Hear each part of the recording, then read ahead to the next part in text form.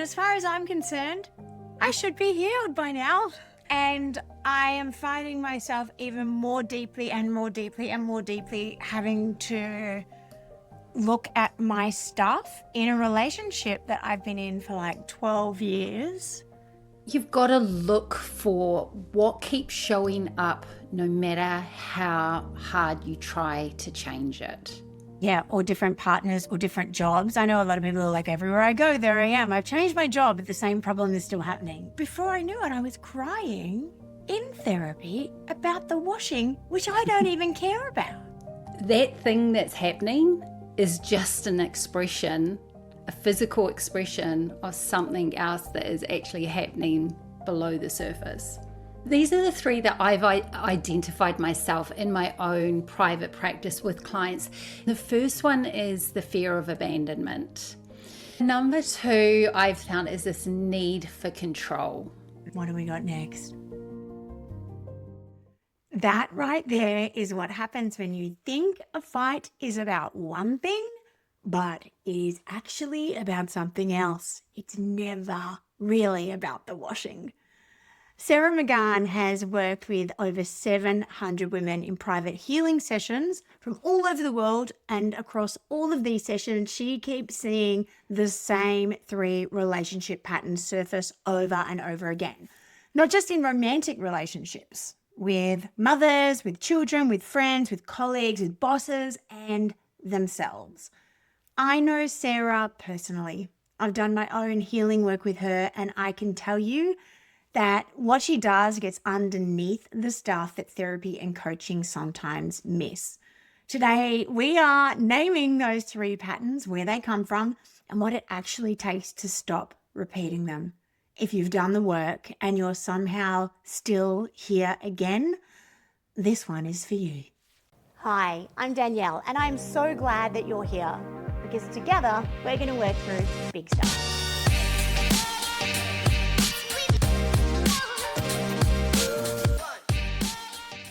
Hello, Sarah, and welcome to Big Stuff.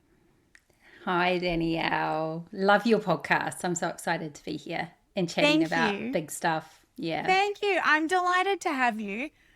We haven't seen each other even for a while. We haven't spoken for a while. And I'm super interested in this topic because I've done all the work. And as far as I'm concerned, I should be healed by now. I should be healed. And I am finding myself even more deeply and more deeply and more deeply having to look at my stuff in a relationship that I've been in for like 12 years. And it's like the best relationship I've ever been in, but all of this new stuff is coming up. So you have worked with hundreds of women from all different walks of life and all different countries. And it's interesting because you say that you see like the same three patterns kind of over and over. Yeah. Walk us through, I guess, how you came to doing this work, and then we'll get to what the patterns are. Yeah, so I trained to be a channel and intuitive healer in 2020 during lockdown. So I myself had just left a relationship where the same pattern had repeated, and I was like, oh my God, like, is this pattern ever going to go away? And I was so like just done. I think you get to a point where you're like, I'm done repeating this, right? And these patterns are so often actually ancient. So we think they're new, but they're actually ancient. And sometimes they're not even ours. Sometimes we're carrying them from our ancestors, or, you know, from a past life, or through our environmental conditioning. So often they're not actually even ours, but we've come in to heal them. And so what I've found is, as I was working, as I trained to be a channel and a healer, I was offering different types of sessions. But I found, especially for women, if we get the relationship piece sorted first, everything else takes care of itself. I work with a lot of business women if we can heal the relationship stuff, the business flourishes, because you have relationships in business. You have, I mean, pretty much our whole life is relationship with something. We're in relationship with something, and these patterns show up in all places. Yes, our intimate relationships are the most obvious. They show up with our children, with our parents, with our friends, with our business partners, our work colleagues, but they show up with around self-worth. They show up with ourself, with our finances, with just who we are in the world. So what I was finding is women would be coming to me, and this, if we worked on this area, just it was like a domino effect. Everything else just sorted itself out, and there was a beautiful flow and energy. And what I also found is it was just the thing women were coming to me for. So it was like, follow the breadcrumbs. It was like they kept coming to me for it. And so I just really started to focus in on it in my one-to-one sessions. And rather than, people coming to me and being like, oh, I'm having this issue in my relationship with my husband or my child, rather than going, okay, well, let's try and sort that out, I'd be like, okay, well, what's the deeper stuff underneath it? Because that thing that's happening is just an expression, a physical expression of something else that is actually happening below the surface. Yeah. It's so interesting when you start to realize that the issues that you have with everybody else being a dickhead. I love it how the space just is fade with you. But like in our relationships, or in in our intimate relationships, or with our children, or with our siblings, I think is a really big one that shows up. Massive. We play out these dynamics where often there is not going to be a resolution, because there isn't a resolution to be made, there to be had. It's almost like you get stuck in these power plays or whatever, because you are running these ancient programs. Now, if you're listening to this and you're like, well, I don't know how I feel about past lives, or how I feel about, ancestral trauma and stuff like that, just like pause that thought and just imagine it's like this lifetime only, if that works for you, because it's the same thing. It's these deep, deep, deep patterning and programs from like childhood, early childhood, and before. And they are so, so deep that you don't even recognize when it is coming up. I had a very, very intense session in couples therapy yesterday about the washing, right? Which is so dumb, because we all do the washing. Like, everyone in my house does the washing. It is the folding and putting away of the washing that is creating this thing. And it's not about the washing. No. It's not about the washing. It's about the power play of someone telling someone else it needs to be done, and what that makes the other person feel, and how it brings up this idea that I'm not good, or I'm bad, or I'm messy, or like whatever. And before I knew it, I was crying in therapy about the washing, which I don't even care about. So let's talk more about how these things get installed in us, but then show up as these dumb things. Yeah, so like you said, those formative years between the age of 0 to 7, when we're in the delta and the theta brainwave states, we don't move into the alpha and the beta brainwave states until after 7. So those formative years are where this is called environmental conditioning. And this is where we're literally just being programmed by how our parents relate, how we relate to our siblings, to our parents, what happens at school. Like, we're literally just receiving all of this programming that then result in these patterns that we then carry through the rest of our life unless we do the work to heal them, or like, in talk therapy to undo like the knots of them, so that we're no longer chained to them. Because when we're chained to them, it's so easy to have a reaction. And when we are in a reactive state, we are not our own person. Like, that is actually not who we are. We are some part of our past, or something that someone did to us, or that part something is the that reacting. happened. Like, that's the part that is Yeah, reacting in that moment. It's not that really is. you. It's a really interesting note that you made. It's not. Yeah, It's not your this. true self. It's not your It's true not your self. true It's this like self. scared, hurt part that is trying to maintain power, right? Maintain its own sort of validity. So you mentioned that you see three time and time again. Part of me is curious to like have a guess, but I'll just let you go for it. Okay, so these are the three that I've identified myself in my own private practice with clients. There are obviously many, many patterns and programs. These are the three that I've seen are the most common. And the first one is the fear of abandonment.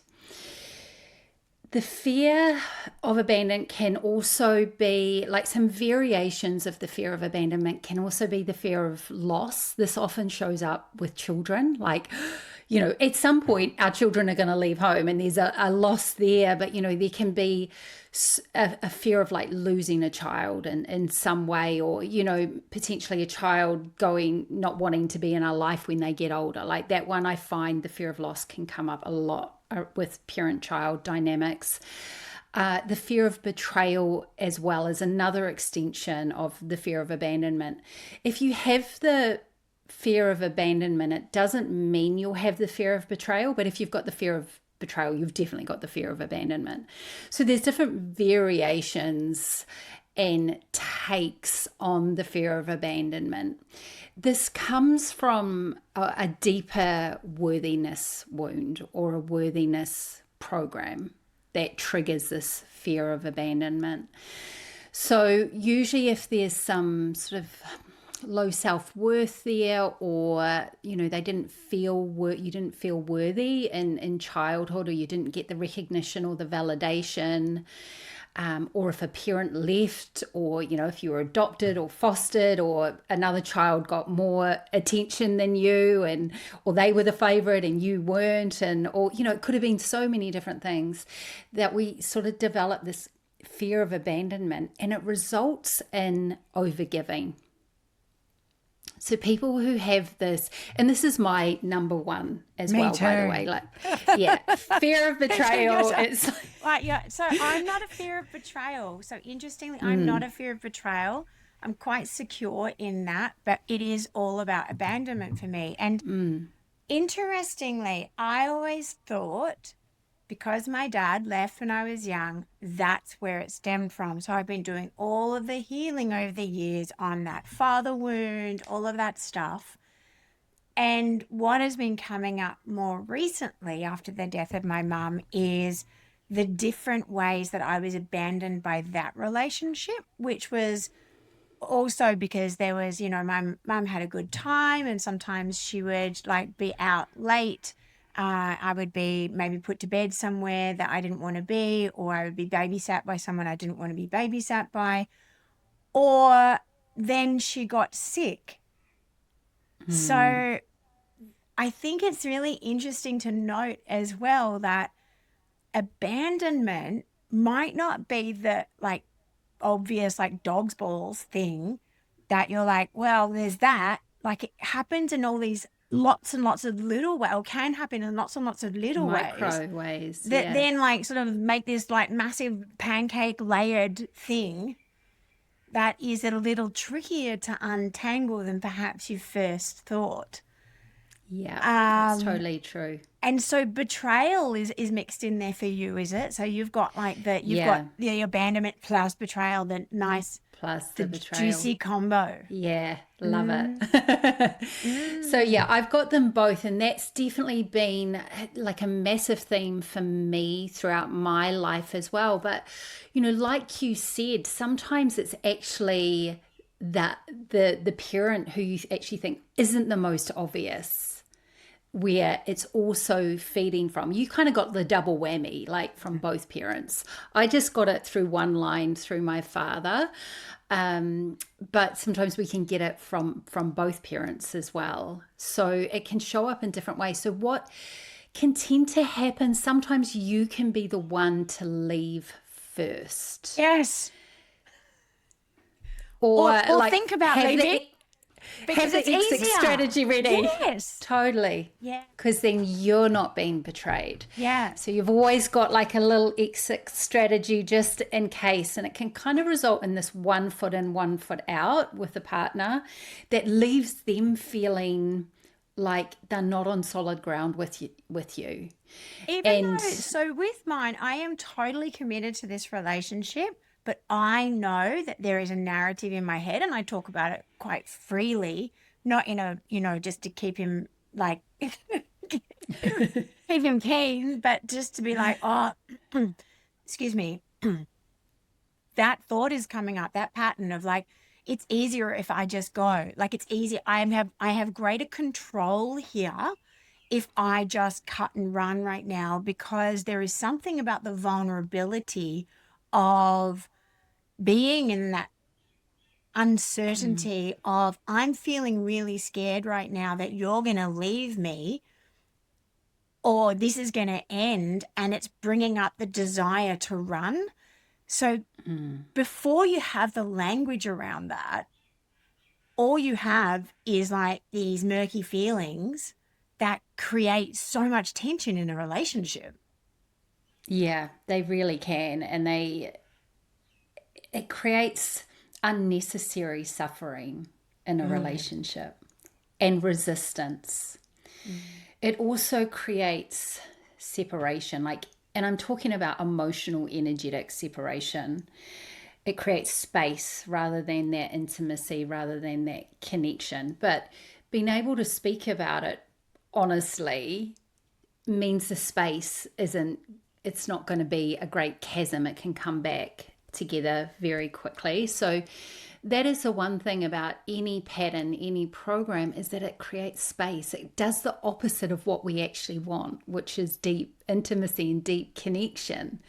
And it actually creates this distance, this separation, this space, which is the opposite of what we want. So this is why understanding the pattern and then being aware of it, aware of when it's been triggered, aware of when you're in the reaction of that pattern, and taking a pause rather than allowing the reaction to take over and acknowledge it. I mean, that in itself is a deeply healing step, first step, and it sounds like you're doing that actively in the relationship, which is really powerful. And something to note, I think, is that sometimes when fear is reactive, it doesn't come out like a scared person. It comes out as anger, right?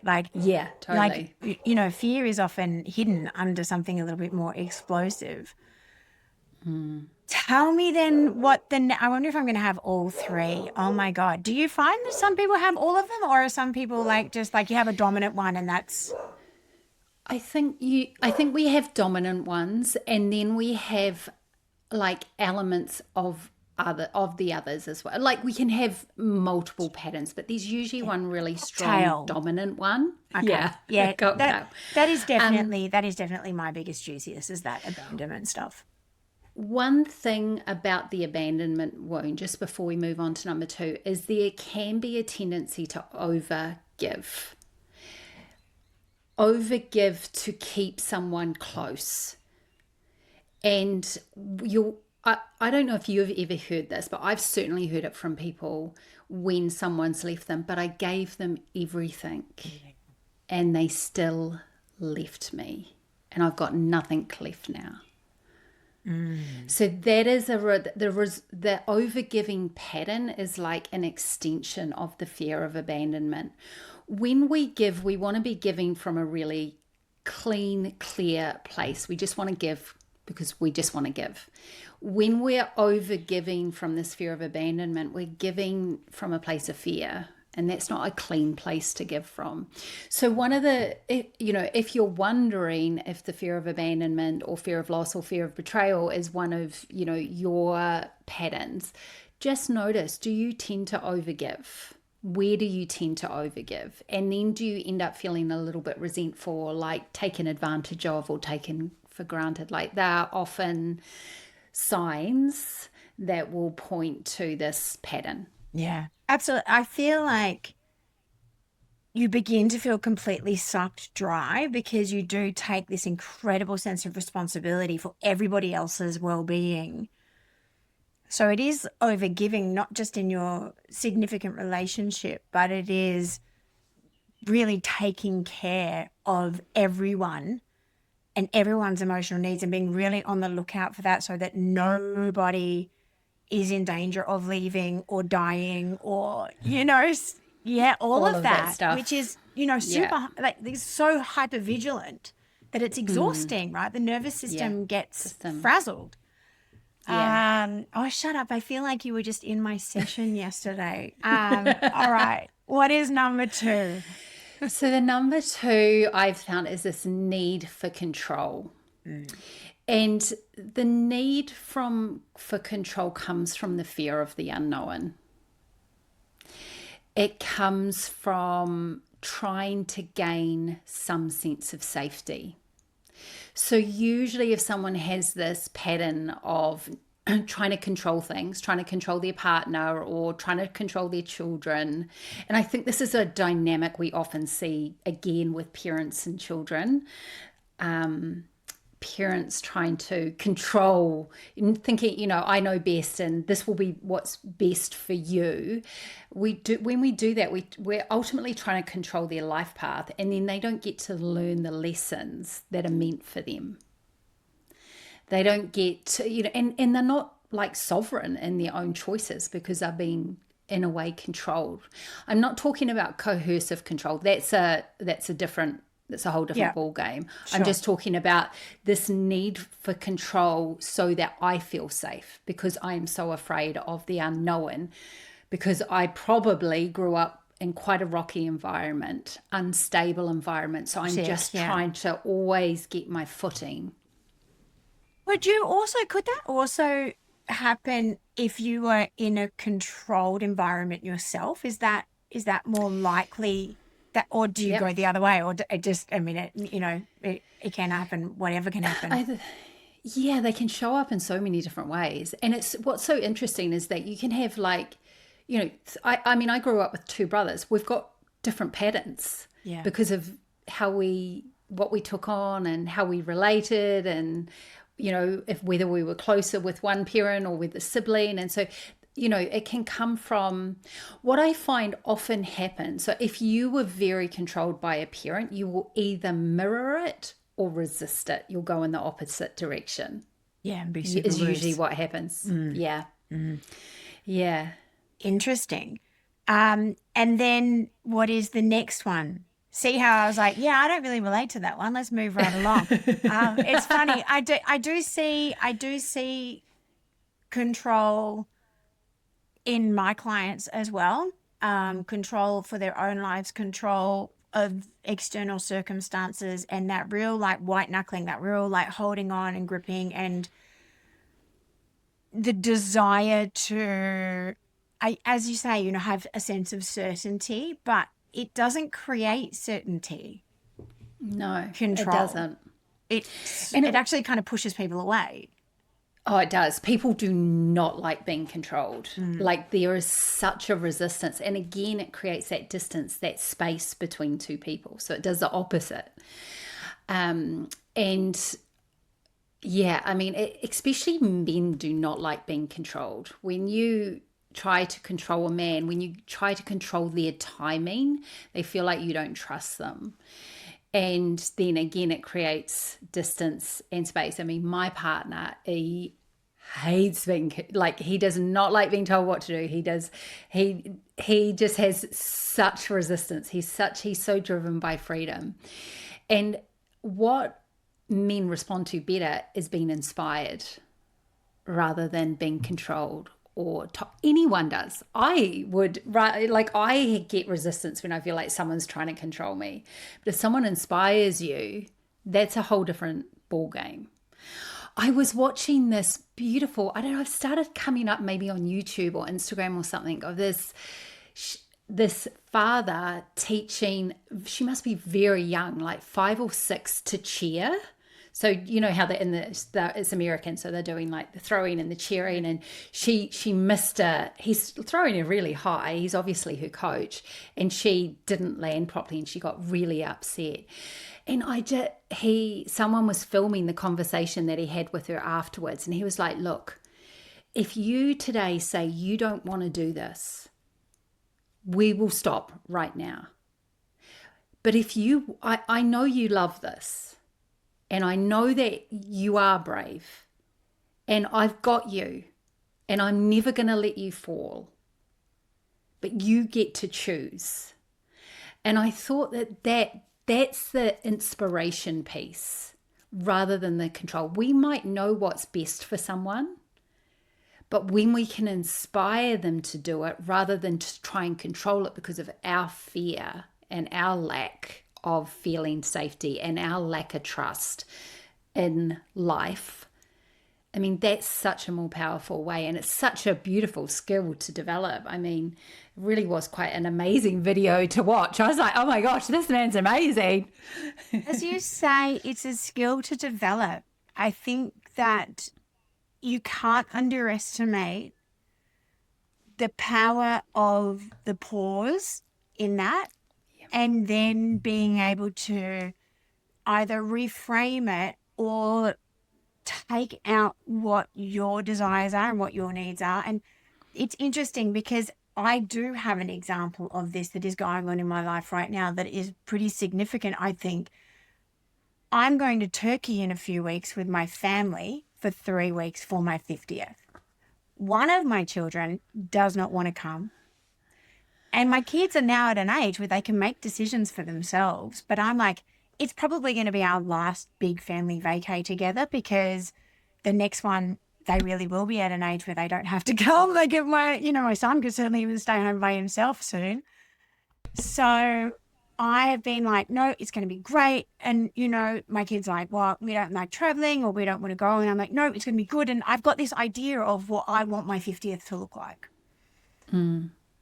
But then I realized that dragging a child there, or, a nearly grown teen there, could actually be a shit show if they really don't want to come. So I've created, you'll love this, on Canva, I've created my campaign, and I've put where we're staying, where we're going, the proposed activities, what kind of food there is. So I'm wondering if there's a sense of the unknown that they're not enjoying about it. And then I've said, here's my campaign, sit down, let me give you my spiel, and now you can let me know in 2 days. Do you want to come or not? Because I need to cancel the ticket. And it has completely changed the dynamic of the conversation, because now they feel like they have agency. I'm still hoping that they will be like, Mum really wants this for her 50th. But I'm also not attached to the outcome anymore, because I'm like, well, maybe this is just the way that it's meant to be. Let's just let's just see what happens. But I had to really step back from what I wanted, because I really want this, all of us hot air ballooning in Cappadocia, right? I want all of us, and I know that it will be an incredible experience for everyone because I know best. And it's hard.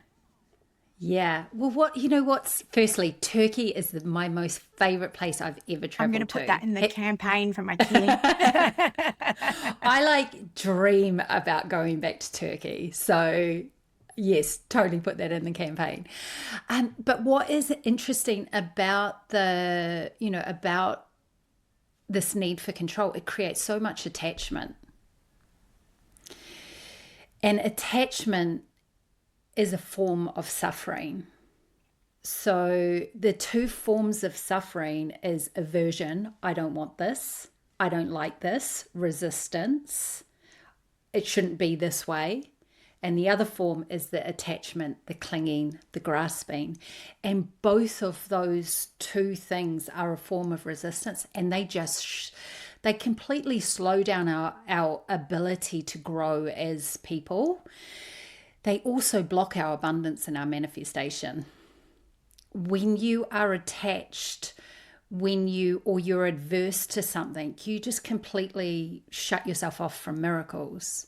So there's like a deeper reason to want to heal this. It's like, do you want to experience all the things that you came here to experience in this lifetime? You've got to be willing to give these two forms of resistance up. So it's just really, like, I love what you said about that, because it's creating space for them to make their own decisions. And they are much more likely to want to come now.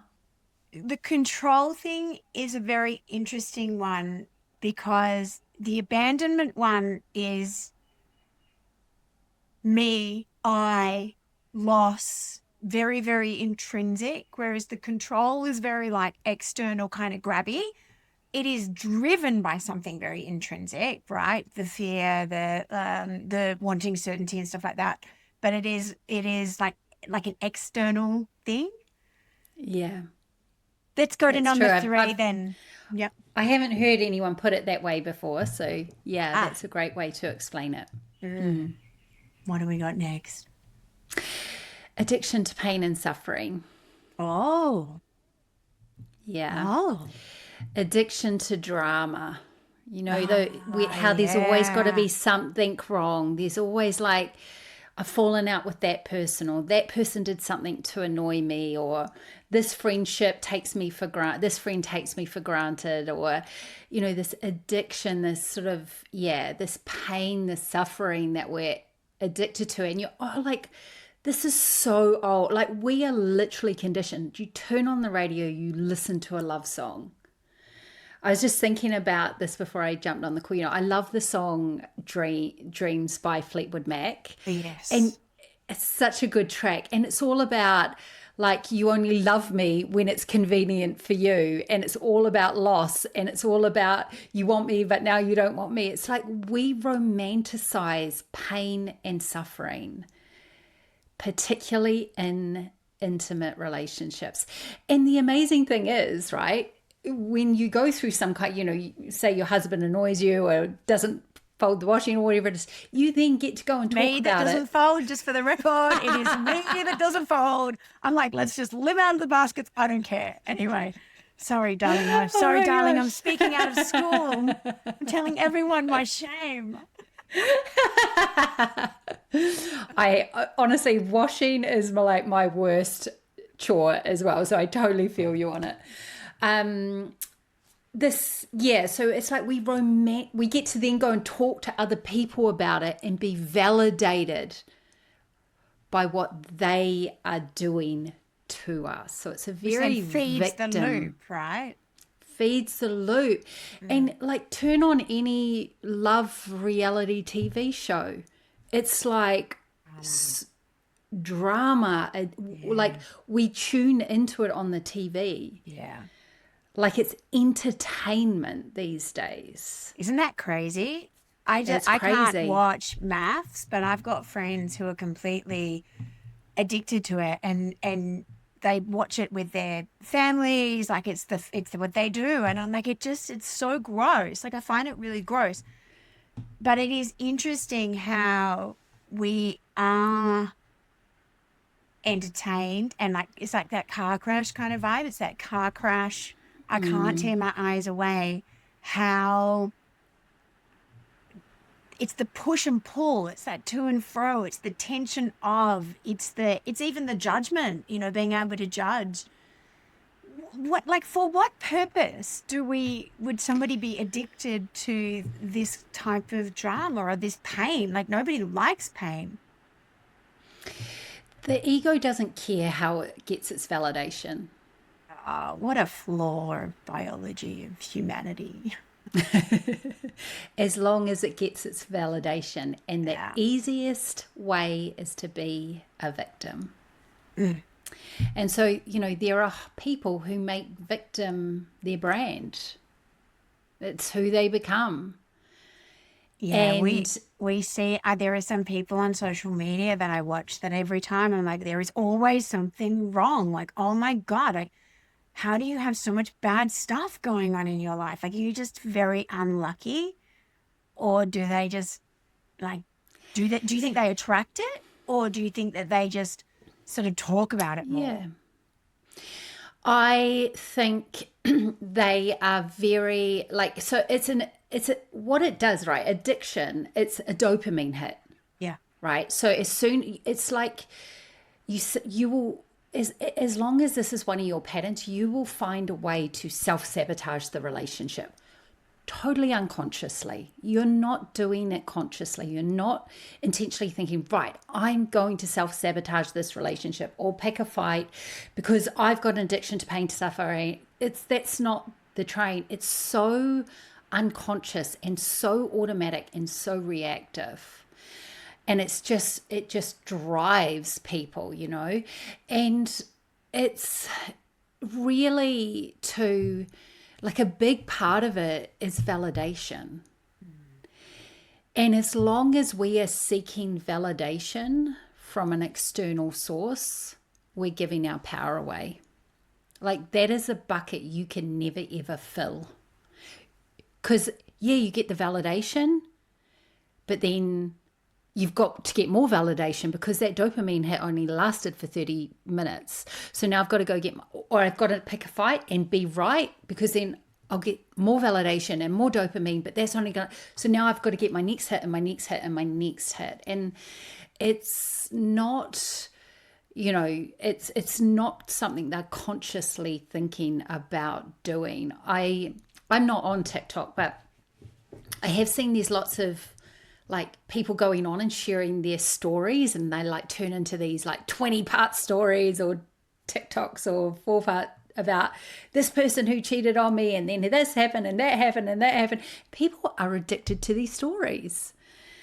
Yeah, it's really interesting. I think we all probably have it a little bit, like that car crash. You're like, oh, don't look, but oh my God, like, at the same time, it's kind of fascinating and it captures our attention. But we really don't want to be giving, we don't, I mean, I used to do this one a lot in my 20s. Oh my God, the validation I used to get, and it's linked to my betrayal. Someone would betray me, and then I would be able to cultivate this, the pain and suffering to get the validation. And you just end up in this loop, and you're just feeding your ego, feeding the ego, and the ego becomes stronger and stronger and stronger. But there's no peace, there's no harmony, there's no real intimacy or connection when we're feeding that. So if somebody's listening to this and they're thinking like, I don't live in my ego, I'm chill. I don't really resonate with, I'm not controlling. I don't have abandonment issues, or I'm definitely not a victim. If somebody's sitting there going, I don't really know. I mean, I would hazard a guess that one of these would probably resonate more than the others with most people, even a little bit, right? But if there is somebody who's like, I can't see it, what would be showing up in their relationship, or relationships, not necessarily their significant relationship, which would give them like hints? Well, I think you've got to look for what keeps showing up no matter how hard you try to change it. Yeah, or different partners or different jobs. I know a lot of people are like, everywhere I go, there I am. I've changed my job, but the same problem is still happening. Yeah. Yeah, I'm still being bullied by Yeah. a colleague or a boss. Yeah. So there's a pattern there. And then it's just a matter of like digging a little bit deeper, right? So there's these patterns are signposts, like that or the things that repeat in our life, no matter if we change countries, we change jobs, we change relationships, they're signposts of the work we actually came here to do, the things that we actually came here to heal. So we want to look for, well, what's the thread? Because there will be a thread. Even in friendships, you'll find there is a thread. I was working with a client last week, and we were actually talking about a friendship. And I was like, can you see how this friendship is the exact same pattern that you had with your mother when you were growing up? And she was like, oh my God, it totally is. I've never seen that before. So, it might manifest in a different way, but there's a similarity, there's a thread. So, if you are like going, well, what is my pattern? And it might not be one of these three. It might be something else, and that's okay. There are literally hundreds of different patterns, right? This is just a starting point, and these are really common ones. So they're a great starting place to start. But, if you have a experience of feeling taken for granted, for example, a lot, like you feel taken for granted and you feel invisible, like everyone else's needs get met, but yours don't get met. And you feel like that kind of happens with your children, like maybe they treat you like a servant, maybe your partner doesn't, your husband or your wife or whoever doesn't really see you, or, your needs come last, and then you go to work, or, and it's everyone's birthday and everyone else gets a big celebration, but then you don't get the celebration, or, all these little ways that it shows up. That's what I recommend that you look for.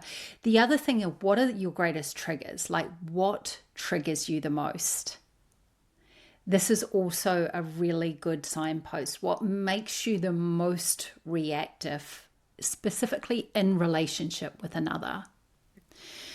Because that will often point to what your pattern is, what the deeper program is that you came here to heal.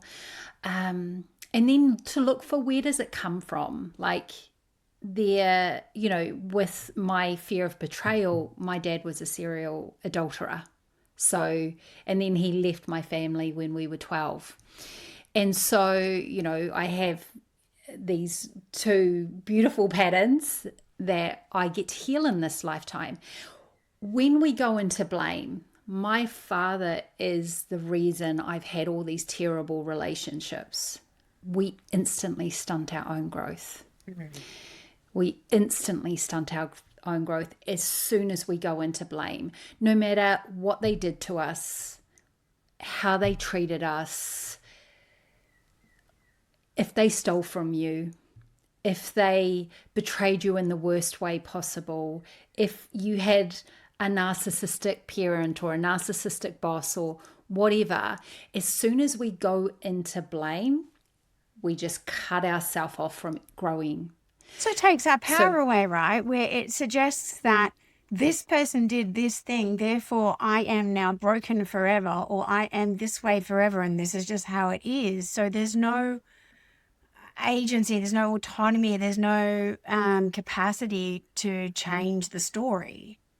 Yeah. That's really interesting. So do you need to understand where it came from in order to heal it? No, you don't. It's not essential. It's helpful because then you can go to the root. Wow. There's so much. And when I have these conversations, Sarah, what often happens is I think like very deeply about my own childhood experiences. And I know that with a lot of the stuff that has been coming up in my own relationship, I've sort of had to say to my partner, I'm doing my work so that I can be a better parent in this household, because I know that I'm dragging my dad albatross, as I like to call him, dragging my albatross. And you are as well. It's inevitable. It's not a slight on your mum. It's not a slight on your family of origin. I'm just saying the way you parent is informed by your own experiences. And now we're passing that down. So when we have these conversations, I often think about, the impact of my own parents on my patterns and programs that I'm now trying to deal with in my own relationship. But it also makes me terrified, Sarah, because I know that it is inevitable that I am putting this, maybe not the same stuff, but other stuff on my own kids for their evolution and growth eventually. But right now I'm just like programming the hell out of them. And it's not all positive. Like, what do you say to that? Are we all doomed to ruining our children? So two things. Firstly, guilt, shame never gets you anywhere, and it never gets the other person anywhere. So having guilt or shame for maybe the ways you're behaving around your children isn't helping your children at all. It actually stunts all your growth. So firstly, just try as much as possible. Yeah, let that go. So again, I'm going to talk from a more spiritual, higher level here. On a soul level, you choose your parents not for what they're going to give you, but for the wounding they are going to give you. I'm going to take those iPads back. I'm going to take the iPads back and just leave them with the wounds. It's so, my mum had said that to me from the time I can remember. Thank you for choosing me. And I know you've chosen me. And I believe the children choose their parents. So I am 100% on board that.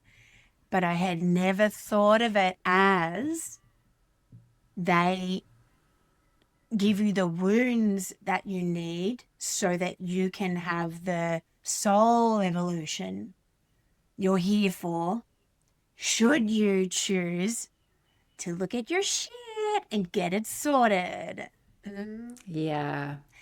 And, it also doesn't mean that you don't do your healing work and you're not like, oh, well, they asked for this wounding, so I'm just going to keep staying in my own wounding.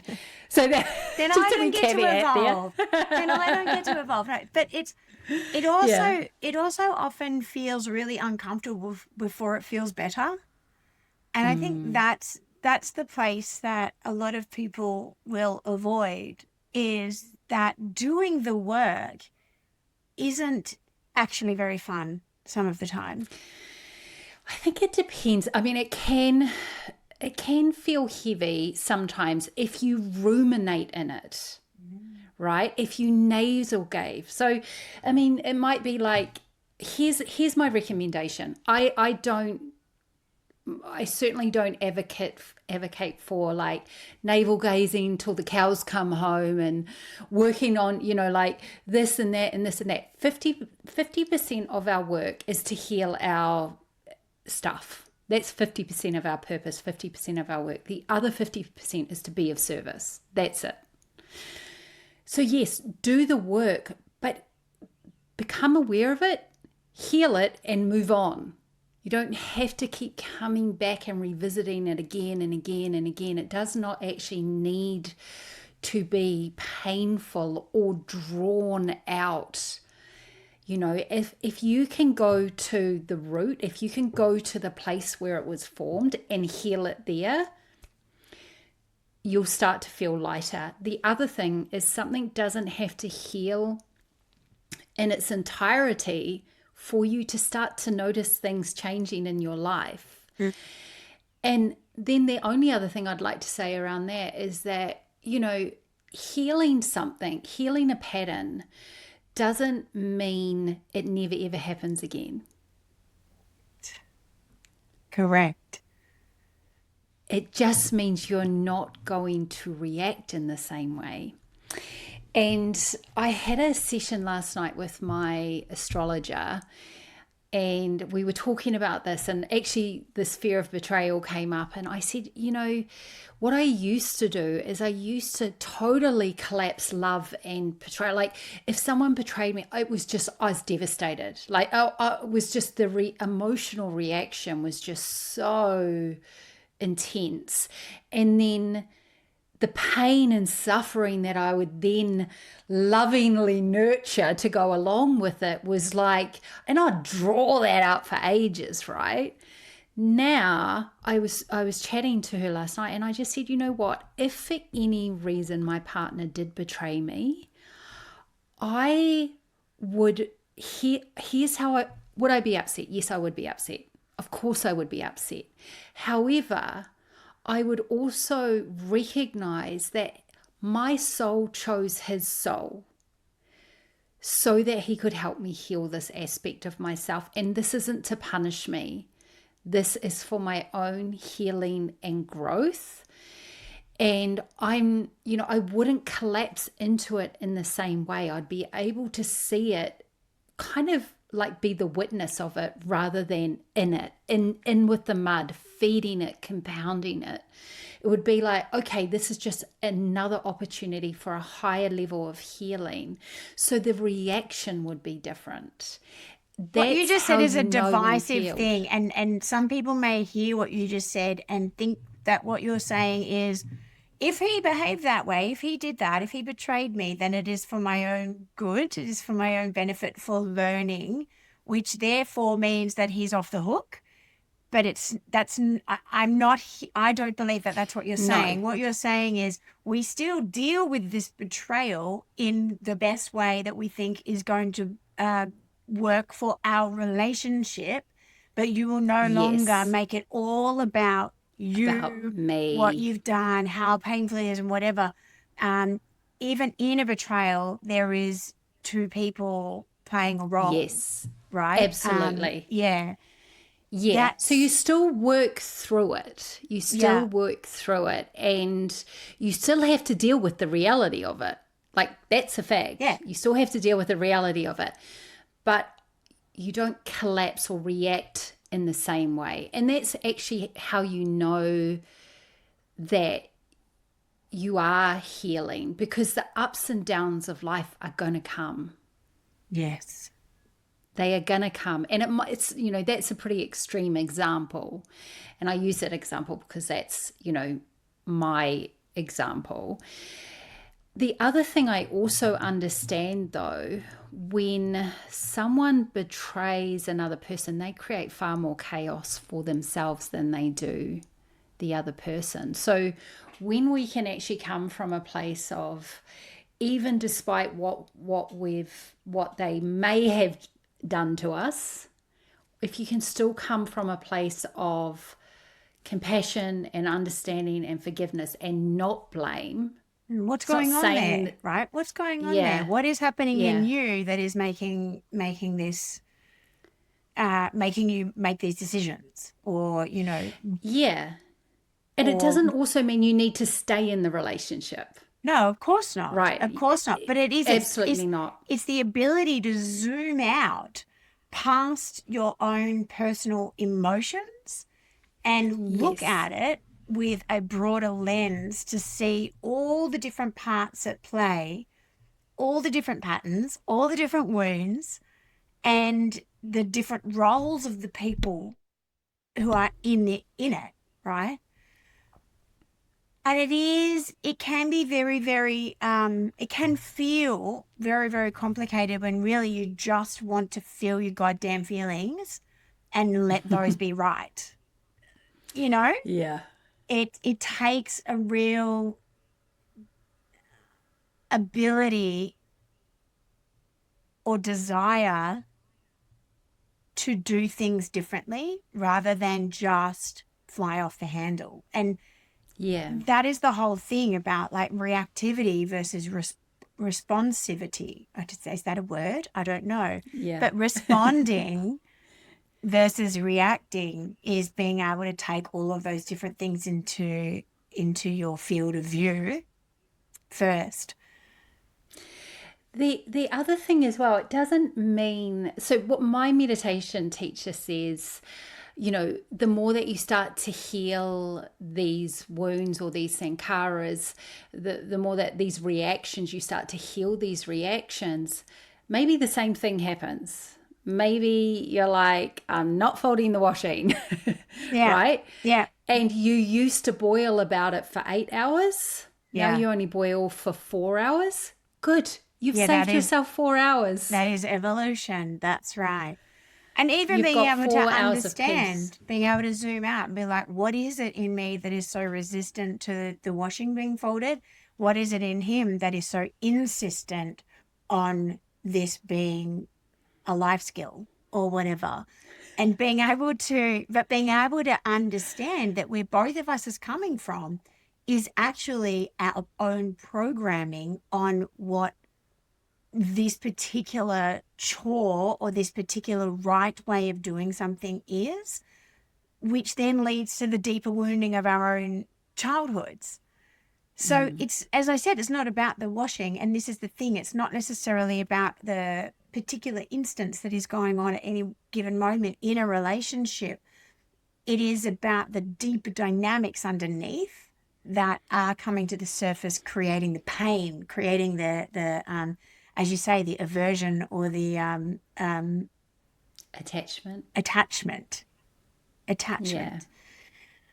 This is all really super juicy. And, you've talked about the healing and doing the healing. And I used to use the word healing a lot in my work. And now I don't have an aversion to it, but nor am I attached. I just am kind of like, well, I don't know if we ever truly heal, but we can, as you say, become at least sort of neutral on something. And we don't need to heal from everything for us to have relationships or to have beautiful experiences, but having the awareness of things and then helping ourselves to move towards neutral is kind of the way to do it. How do we heal or come to neutral or whatever on these things? There's lots of different things that Instagram will try to sell us. There's lots of different programs. There's lots of different coaches. There's lots of different things. But what do you recommend for people in order to firstly begin to do the work, begin to have the awareness, and then to go there, really do it, rip off the Band-Aids and squeeze out the nastiness? I think, one thing, squeeze out the pus. Squeeze out the pus. Yeah. So firstly, there's one line that I think is really powerful when, if you're doing any healing work, rather than I'm trying to heal or one day I hope to be fully healed, being in the process of healing. I'm in the process of healing. There's nowhere to get to when you're in the process. When it's like, oh, I'm trying to heal myself in this lifetime, that's a lot of pressure to put on yourself. Yeah. And like you said, I don't know, is it possible? I don't know, I'm going to give it a good crack. Yeah. But, I'm still healing layers of myself. And I think as soon as we say, add that, and it just kind of gives us some grace and some space around it. It doesn't have to feel so heavy when we're in the process. It's like, oh yeah, I'm in the process of building my business. Not like I'm trying to build my business or one day I'm going to have a 7-figure business. So much, we place so much pressure by having these expectations that we've got to be there now. And we actually, again, we actually slow the whole process down. So just by being in the process, I think, just being curious, being in the process and not needing to get anywhere or expect anything and really just trusting the timing of it all, I think is a really great place to start. Earlier, you mentioned something, the pause. The pause is very, very powerful. So that's a really good way to start to regulate yourself, is just allowing yourself the grace of a pause rather than being very reactive in the moment. I think that's just a really simple way to do it to start with. If you can just go, right, I'm in the process of healing and I am going to just practice on pausing and noticing my breath, because under the breath you'll find there are some sensations, and those sensations will be pleasant or unpleasant.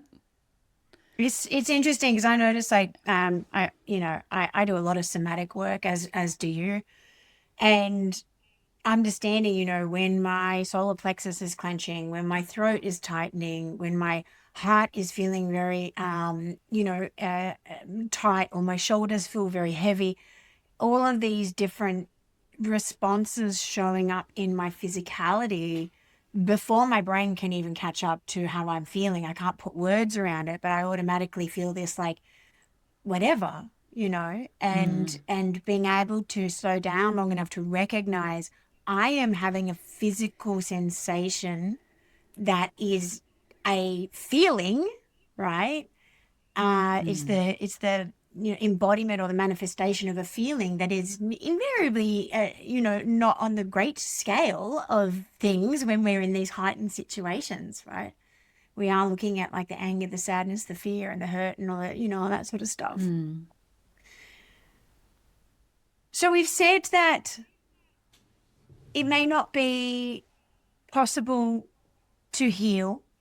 You and I have both been doing it for years, the work. And all I keep finding is more layers of the goddamn onion. The reason there are more layers is it's called compounding. So we compound negative emotions. We just do it naturally.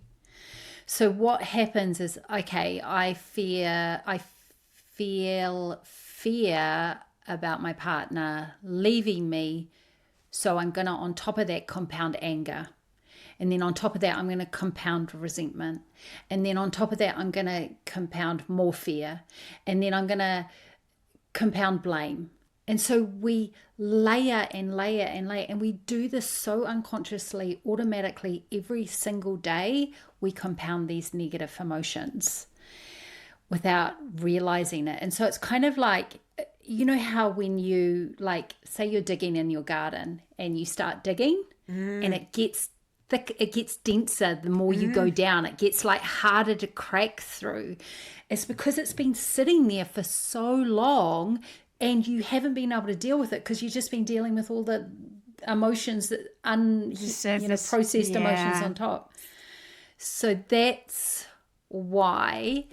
And just remember, it's a process. And just bring some lightness to it. Like you've done a lot of healing with me, and in my healing sessions, I laugh a lot. Oh yeah, yeah. I laugh a lot, and not because I'm laughing at the client at all, but there is great, like kind of when you start untangling this stuff, it's like, oh my gosh, like it's because of that and because of that, and isn't that, oh my gosh, and we can actually have a laugh about it in the session. It doesn't have to be this, oh my God. It's like when you can laugh, when you can bring this lightness, it actually heals so much faster. So much healing happens inside of the laughter and inside of the giggles and the joy. Yeah, there has to be irreverence. Otherwise, what's the point? Like this work doesn't have to be heavy.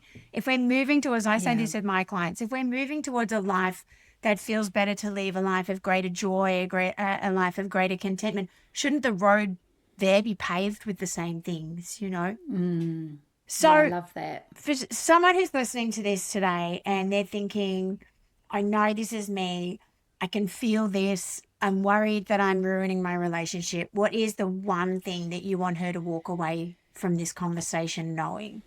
That it's not your fault, but it is your responsibility. Wow. Okay. Wow. Everyone, you're on call. That's it now. You are on call. Yeah, it's true. It's not your fault, but it's your responsibility. You're creating your own future. Sarah, this has been such a juicy conversation. I really that time has gone so fast. I could talk and talk and talk and talk. Yeah. Yay. Thank you for having me. Always super lovely to connect with you. Likewise. Thank you. Oh man, what Sarah said at the end of this conversation hit me. It's not your fault, but it is your responsibility. I think that is one of the most generous reframes I've ever heard because it removes the blame entirely. It says nothing that happened to you is your doing. And that puts the power completely back in your hands. What I really loved about this conversation is that these patterns aren't character flaws. They are logical. They are survival mechanisms. They made sense in the environment that you grew up in. Your nervous system did exactly what it was designed to do. But the problem is that you're still running the same programs in a completely different life. And that is costing you. Sarah works with women privately. I've put all of her details in the show notes. You can follow her on Instagram, go find out. And if this episode resonated with you, share it with someone that you love, because you just never know who needs to hear this. I've got 2 thinking points I'd love to leave you with this week. Firstly, where in your life are you doing the opposite of what you actually want? Where are you overgiving when you want to feel close? Where are you controlling when you want to feel safe? Where are you maybe even feeding drama when you actually want peace? Because that's what these patterns do. They're chasing the thing that you're most afraid of losing, right? I just notice where that shows up, as Sarah said, just starting to notice. Second, if that same dynamic keeps appearing in your life, different relationship, different job, different friend, and you're the common denominator, it's not bad luck, it's not coincidence, but it's also not because you are broken. It's a signpost. So the question we're sitting with is, what is the signpost pointing to? Until next time, good luck with the big stuff. I hope that you enjoyed listening to this episode of Big Stuff as much as I enjoyed recording it for you. Now, if you did enjoy this episode, it would really help me if you wanted to share it with just one person that you think is going to get something out of it. And also feel free to drop a comment. All of these things really help podcasts to gain more ears, and that's what we're really here for. Also, be sure to subscribe, then you will never miss an episode. If you want to find out more about me, who I am, what I do, then you can go and check me out at daniellecolley.com.au. I'll see you next episode for more big stuff.